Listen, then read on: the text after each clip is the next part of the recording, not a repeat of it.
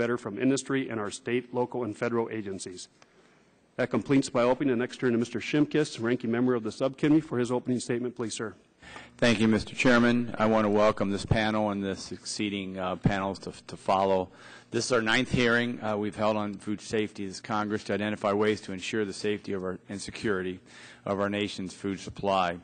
At the beginning of our last hearing in June, grocers and restaurants nationwide had begun pulling tomatoes from the shelves and menus at great economic cost until the cause of the Salmonella outbreak could be identified.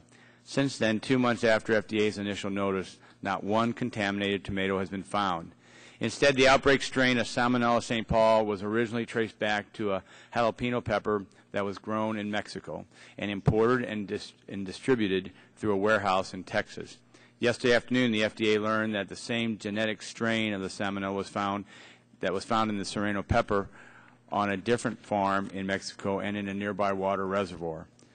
To date, nearly 1,300 illnesses have been reported in over 43 states, and local, state, and national public health officials and regulators have been working to protect Americans during the outbreak. Outbreaks of this magnitude cause serious concern and warrant our close attention to help better prepare our nation for the future. Today, we will explore the dynamics of the marketplace in which federal agencies are trying to do the right thing and prevent harm to consumers, while their decisions often result in economic losses to the industry. Witnesses from the tomato industry will discuss their frustration of how the outbreak has handled and explain the effects the government's actions had on the consumer confidence and industry revenues.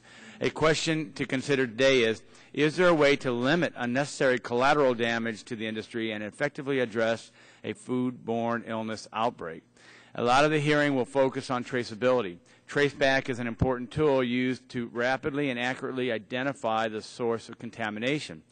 This issue was supposed to be addressed in the Bioterrorism Preparedness and Response Act of 2002. The Act directed the Secretary of Health and Human Services to issue regulations regarding records kept by those who manufacture, process, pack, transport, distribute, receive, hold, or import food. Current regulations require that records must be kept to allow federal investigators to identify the immediate previous sources and subsequent recipients of food. This is known as the one step forward, one step back. In light of recent outbreaks and events, it may be time to evaluate the intent of the Act and determine if clarification or additional regulations are needed to improve our traceback abilities.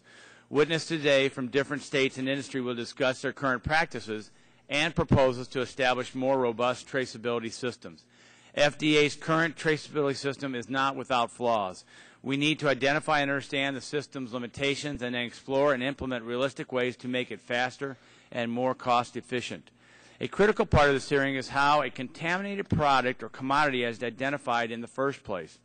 It seems to me that without reliable information about the contaminated product or commodity, traceability will be ineffective. Among today's witnesses are 2 epidemiologists and a representative from the Centers for Disease Control.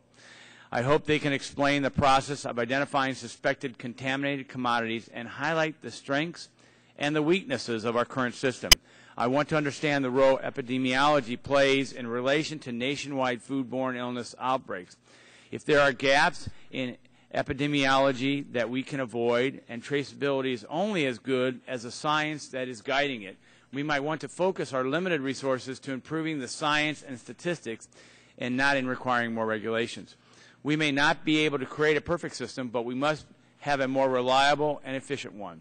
There's a lot to be learned from this outbreak, and a thorough postmortem should be conducted by FDA and CDC with input from local and state governments and the affected industries.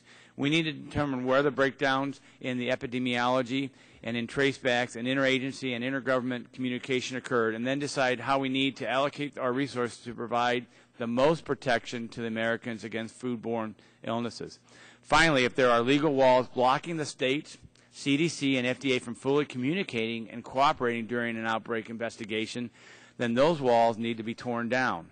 We have 16 witnesses here to help explore these issues and discuss possible solutions, and I look forward to hearing their testimony. Again, welcome to this panel and succeeding panels. Thank the gentleman. Mr. Yet.